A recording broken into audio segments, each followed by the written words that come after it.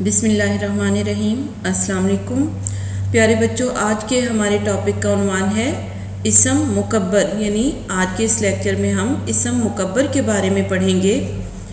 मुकब्बर वो इसम जिसमें बड़ाई यानी बड़ा होने के मानी पाए जाएं, इसम मुकब्बर कहते हैं। जी प्यारे बच्चों, इसम मुकब्बर किसे कहते हैं? ऐसा इसम जिसमें बड़ा होने के बड़ाई के मानी पाए जाएं उसे इसम मुकब्बर कहते हैं। मसलन बाद से बतंगड़ वग़ैरह। दर्ज झैल इसम से इसम मुकब्बर बनाएं।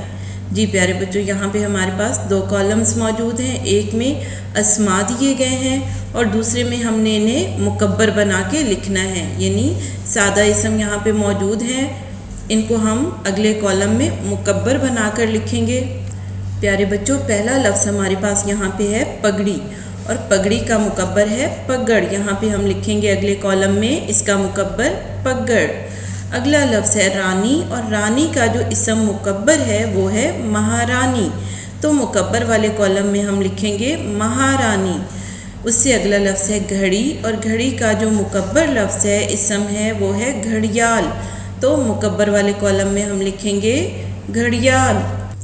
अगला लफ्ज़ है हमारा राह, और राह का जो मुकब्बर लफ्ज़ है मुकब्बर इसम है वो है शाहराह। आइए तो अब अगले लफ्ज़ को देखते हैं। अगला लफ्ज़ है हमारे पास, अगला इसम है सवार, और सवार का मुकब्बर इसम बनाएंगे। मुकब्बर इसम है शाह सवार। इससे अगला लफ्ज़ है लाठी, लाठी का मुकब्बर है लठ। इसे हम मुकब्बर वाले कॉलम में लिखेंगे। उससे अगला लफ्ज़ है लंगोटी, और लंगोटी का जो मुकब्बर इसम है वो है लंगोट। अगला इसम है हमारे पास छतरी, और छतरी का मुकब्बर इसम है छत्तर। यानी छतरी को मुकब्बर में हम कैसे कहेंगे? छत्तर। अगला लफ्ज़ है राजा, और राजा का जो मुकब्बर इसम है वो है महाराजा। अगला इसम है हमारे पास डिबिया, और डिबिया का मुकब्बर इसम है डिब्बा।